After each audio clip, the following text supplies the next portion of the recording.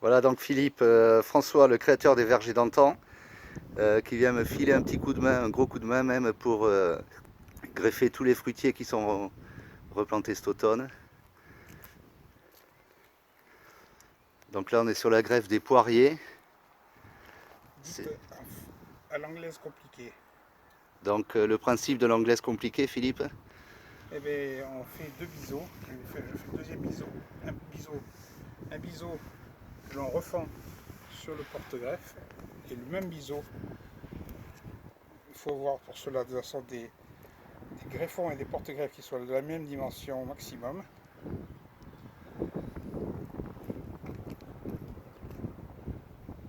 Et on prend derrière, juste en dessous d'un œil. Et on démarre, on fait la même chose ici.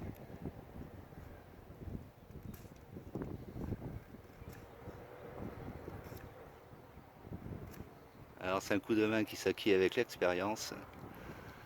Donc je le refends dessus. Alors, des fois on rate, hein.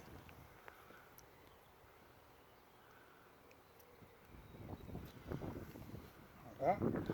Après je laisse deux, voire trois yeux. Il y en a un je ne le maîtrise pas trop, donc on va laisser trois yeux. Tac, on coupe. Maintenant on emboîte en fait de façon identique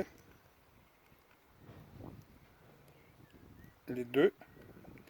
On va les faire coller au plus près, qui est le maximum de surface de contact. Après un petit élastique qui va bien. Et on vient ligaturer tout ça en serrant assez fort. Même si ça ne touche pas partout, l'objectif c'est que ce soit qu'il y ait le maximum de surface de contact du cambium. On serre bien pour rendre aussi à la fois serré et à la fois rendre étanche aussi à l'air les cicatrices. Ouais, ici, comme c'est le bois est souple, on arrive même à le redresser pour le faire venir.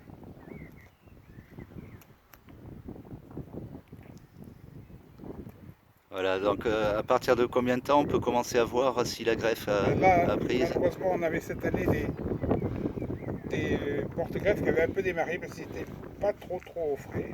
On a eu de la température un peu chaude. Mais normalement, là, dans 15 jours, 3 semaines, tout ça, ça va bouger. Voilà. Et puis là, à la fin, hop, on bloque. Et après, on met un petit peu de cire au bout pour éviter la verdure. Et tout ça, on le replante à peu près jusque là. Et c'est surtout que tout ça, on va bien l'arroser aussi pour que rapidement ce soit bien enraciné parce qu'on voit des petites radicelles qui démarraient là sur le poirier. Donc ça, c'est du Pyrus communis, le poirier commun sur lequel on greffe de la poire. Et là, en l'occurrence, c'est une poire qui s'appelle beurre éclair jaune, une excellente poire. Et petite précision utile aussi, c'est que le poirier peut se greffer sur autre chose, par exemple sur le cognacier de Provence. Très bien. Donc voilà, alors là, ben, le chantier, ça s'organise avec les greffons qui ont été prélevés à la fin de l'hiver, là, dans le courant du mois fin janvier, début février.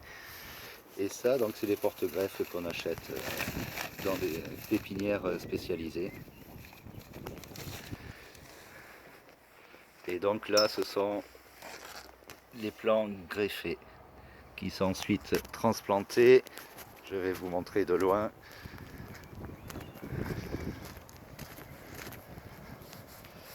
Dans la pépinière qui a été préparée il y a un mois de ça avec mon père Polo qui est venu passer quelques jours. Et donc là, vous voyez, on a des... je vais passer dessus. Là, on a déjà fait... donc là, on a, que je regarde bien, les néfliers. Voilà, donc là, on a 10 néfliers. Ensuite, on doit avoir ici des cerisiers. Non, nèfles encore. Là, on a les cerisiers. Donc, on a 5 cerisiers. Et ici, on a les pruniers. Voilà, la prune d'Agen, Sainte-Lucie. Donc on a 4 pruniers qui sont petits. Et là, donc, on va mettre tous les poiriers. On en a une cinquantaine à faire. Et ensuite 150 pommiers qui iront jusqu'au bout du rang là-bas. Donc tout ça va être en pépinière jusqu'à cet automne. Et à l'automne, on les replantera dans le champ pour tous nos parrains et nos marraines. Voilà. Allez, à très bientôt.